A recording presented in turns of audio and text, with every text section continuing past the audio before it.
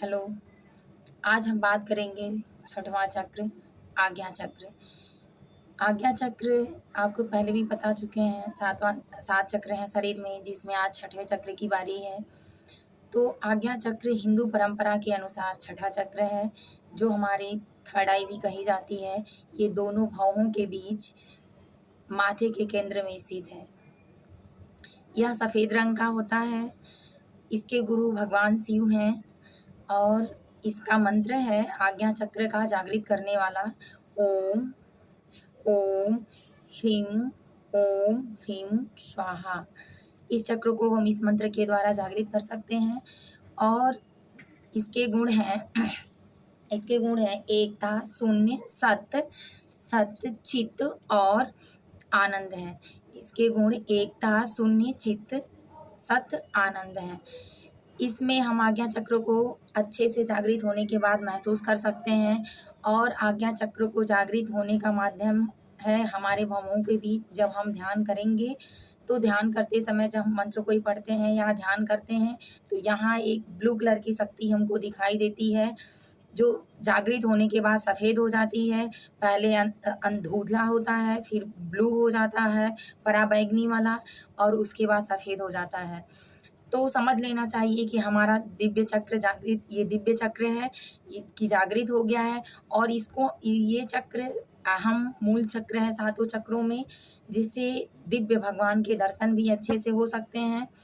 अगर जागृत होगा तो पहले आप जब मंत्र पढ़ेंगे या ध्यान रखेंगे तो धुंधला दिखाई देगा स्टार्टिंग में, फिर बीच में आपको ब्लू दिखाई देने लगेगा और लास्ट में सफ़ेद दिखाई देने लगेगा। तो समझ जाना चाहिए कि अब हमारा चक्र सक्रिय हो गया है। इसके इसमें गुण ये हैं कि इसमें आध्यात्मिक चीज़ें, पूजा पाठ की चीज़ें, भावनाओं की चीज़ें भगवान से ज़्यादा जुड़ी होती हैं। अच्छे से महत्वपूर्ण रूप से समझ, सोच, शक्ति, व्यवस्था सब कुछ बढ़ जाती है। अवस्था इसमें ये होता है कि ये चक्रों को जागृत, वैसे अगर हम स्वयं जागृत करते हैं तो बचपन से जागृत हो सकते हैं। स्वयं नहीं कर सकते हैं तो ये चक्र ऐसा है कि 7 चक्रों को अपने आप भी जागृत होते हैं उम्र होने के बाद। जैसे आप 7 का टेबल पढ़ लीजिए, 7 साल की उम्र से ही, 7 ईयर्स की उम्र से ही ये जागृत होना शुरू होता है। जैसे 7 1 जा, 7 2 जा, 7 3 जा, 7 4 जा, 7 5 जा, 7 7 जा, 49 हो गया। अब इतने 49 सालों में आपको 59 साल में आपको ये जागृत होंगे। लेकिन ये है कि तब तक हमारा सब कुछ बीत चुका रहेगा। अगर हम पहले जागृत करेंगे तो इसके लाभ भी हमको अच्छा मिलेंगे। इसमें जो जिस व्यक्ति का या जिस बच्चे का जागृत हो जाता है वो क्या होता है, निडर हो जाता है। वो अपने सवाल को या अपने अंदर की बातों को किसी से अच्छे से कह सकता है, सुन सकता है, समझ सकता है, डरता नहीं, संकोच नहीं करता। तो जो इस तरह का निडर व्यक्ति होता है, या यूँ कहिए कि अपने बातों को बिना संकोच पूर्वक, चाहे कोई कटु शब्द स्पष्ट रूप से कह सकता है, उसके अंदर इतना आत्मविश्वास और शक्ति आ जाती है तो उसके आज्ञा चक्र जागृत हो गए हैं।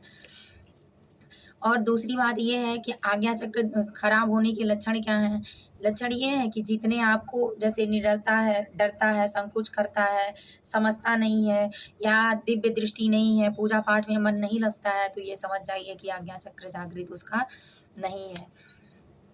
और है इसमें आध्यात्मिक चीज़ें ज़्यादा है। दिव्य दर्शन भी भगवान के लास्ट तक हो जाते हैं जब सफ़ेद हमको दिखाई देने लगे आँख बंद करने के बाद। इसमें व्यक्ति को अपने भूत और भविष्य की घटनाओं की भी जानकारी हो जाती है। आँख बंद करने के बाद भी वो अपनी वस्तुओं को देख सकता है, या अपने रूम के अंदर दीवार और दरवाज़ा होने के बावजूद भी चीज़ों को आभास करके समझ सकता है, जान सकता है। इसलिए आज्ञा चक्र जागृत हो गया है। ऐसा ऐसा समझ में आ जाना चाहिए। और देखते ही व्यक्ति को समझ में आ जाता है कि ये ऐसे है या नहीं है, या ये ऐसे है या होना चाहिए। वो सारे समस्याओं को समझ सकता है। तब समझ जाना चाहिए कि आज्ञा चक्र जागृत हो गया है। जाओ। अगर जागृत हो गया तो मैंने बता दिया था। अब है बारी कि अगर जागृत हो रहा है तो कैसे जाने कि हो रहा है कि नहीं हो रहा है।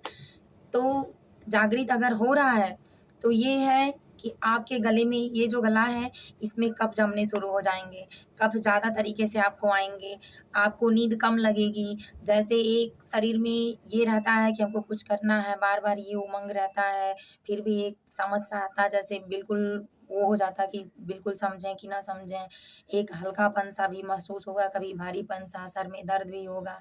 तो ये सब चीज़ें होती हैं जब जागृत होता है शुरुआत में, लेकिन रेगुलर एक्सरसाइज़ से सारी चीज़ें ठीक हो जाती और जागृत होने के बाद बहुत अच्छे से हमारी सोच समझ और शक्तियाँ बढ़ जाती हैं। हम निडर हो जाते हैं, अपने आप में खुद को समझने लगते हैं, आत्मविश्वास ज़्यादा हो जाता है। इसलिए आज्ञा चक्र को जागृत करना बहुत ज़रूरी होता है। इससे व्यक्ति को मान-सम्मान, समझ, सोच, शक्ति, अपनी अवस्था के साथ व्यवस्था, सारी प्रक्रियाएँ उसको संतुष्ट रूप से मिल जाती हैं। अगर आपको अच्छा लगे तो लाइक और कमेंट करिए और बताइए आप लोगों को कि आज्ञा चक्र जागृत किस तरह से किसी व्यक्ति को अगर हुआ है या आप लोगों का है तो समझ में आता है या नहीं आता है।